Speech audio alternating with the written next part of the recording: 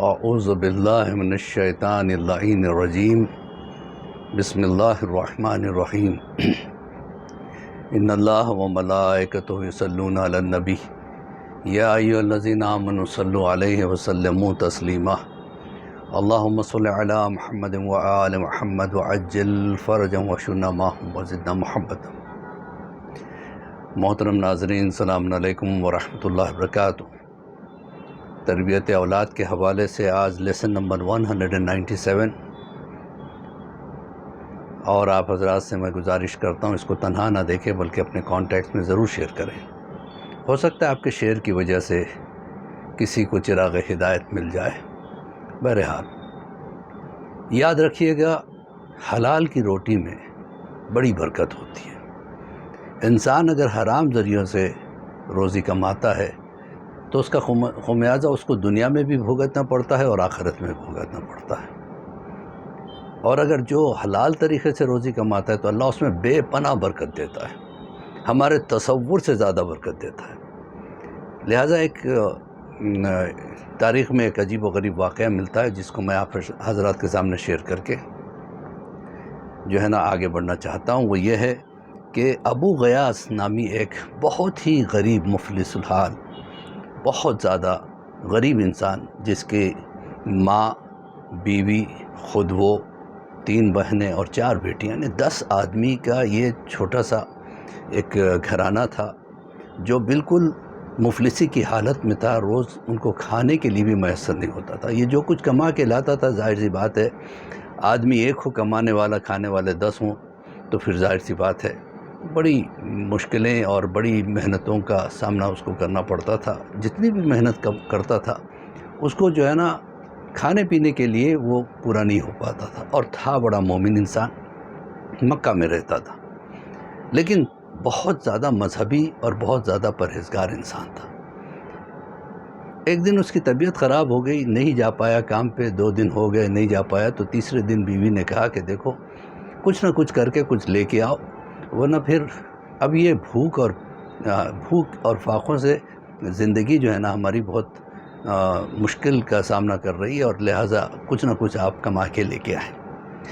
ابو غیاث بیچارہ نکلا، بوڑھا ہو رہا تھا، 70 سال کا ہو چکا تھا، لیکن غربت کی وجہ سے نہ بچیوں کی شادی کر پایا، نہ بہنوں کی شادی کر پایا۔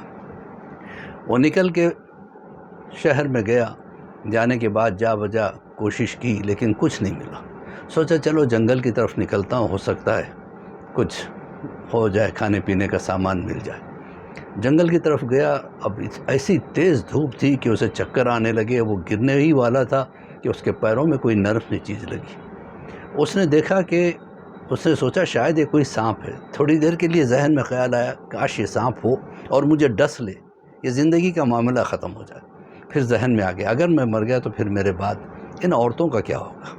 ساری کی ساری عورتیں تھیں، لہٰذا مجھے ہمت سے کچھ نہ کچھ کرنا چاہیے۔ لیکن دوبارہ اس نے پیر لگایا، وہ چیز ساکت تھی، وہ متحرک نہیں تھی، تو سوچا چلو دیکھتا ہوں کیا ہے۔ مٹی ہٹا کے دیکھا تو وہاں پہ ایک تھیلی تھی۔ اس تھیلی کو کھول کے دیکھا تو حیرت میں پڑ گیا، اس میں 1000 سونے کی اشرفیاں تھیں۔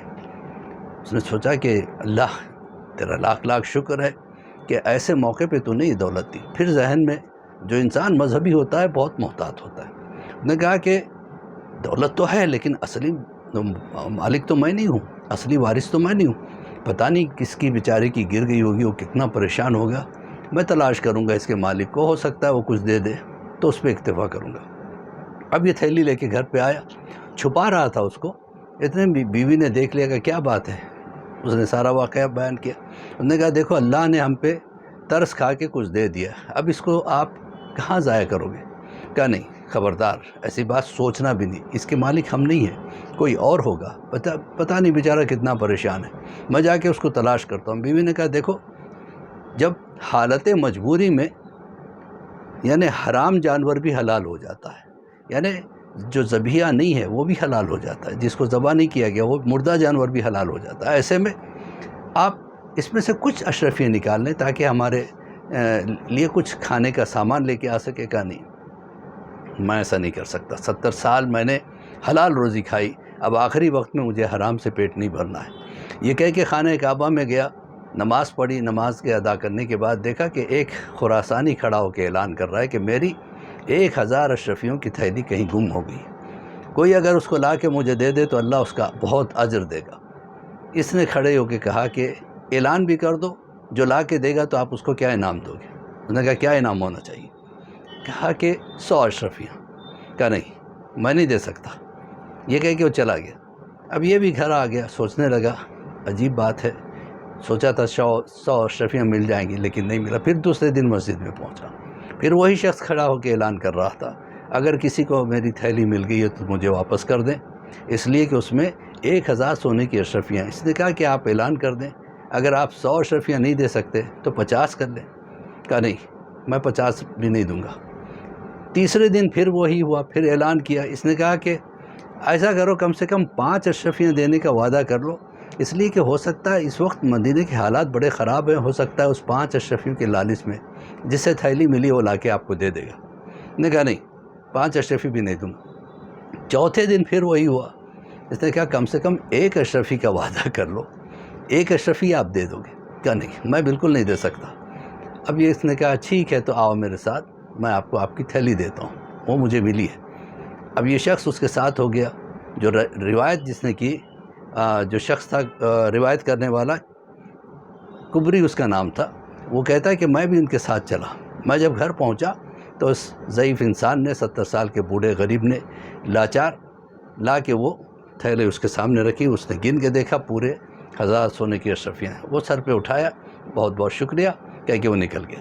اب یہ شخص کا چہرہ مایوسی سے لٹک سا گیا۔ اس نے کہا پروردگار تیرا لاکھ لاکھ شکر ہے بہرحال میں نے امانت میں خیانت نہیں کی اور میں نے اس کے مالک تک پہنچا دیا۔ یہ کہے کہ سجدہ شکر کیا۔ اتنے میں پھر وہی شخص خراسانی واپس آیا کہ یہ تھیلی آپ کے لیے۔ کہ میں سمجھا نہیں۔ کہا کہ میرے جو والد تھے انہوں نے 4000 سونے کی اشرفیاں چھوڑی، 1000 کے لیے کہا کہ تم سفر کرو، جاؤ مکہ جاؤ، حج کرو، حج کرنے کے بعد 1000 اشرفیاں اپنے ساتھ لے کے جانا، وہ 1000 اس غریب کو دینا جو مذہبی ہو، جو محتاج بھی ہو، غریب بھی ہو، باقی 2000 اشرفیاں تم اپنے پاس رکھ لو۔ تو لہٰذا میں نے دیکھا کہ آپ سے زیادہ کوئی غریب نہیں، آپ سے زیادہ کوئی محتاج نہیں، آپ سے زیادہ کوئی مومن مجھے نظر نہیں آیا۔ تو عزیزان محترم کہنے کا مطلب یہ ہے انسان اگر حلال کی تلاش میں رہتا ہے تو پروردگار عالم اسے کبھی مایوس نہیں کرتا، بے پناہ دیتا ہے۔ اللہ ہمیں توفیق دے کہ ہم حلال روزی کمائیں۔ اسی کے ساتھ مولوی عباس علی خوئی کا سلام قبول کریں اور ہم دعا گوئیں کہ پروردگار ہمارے توفیقات میں اضافہ فرما، امام کے ظہور میں تعجیل عطا فرما اور ہم سب کو امام کے چاہنے والوں میں شمار فرما۔ فقط والسلام ورحمۃ اللہ وبرکاتہ۔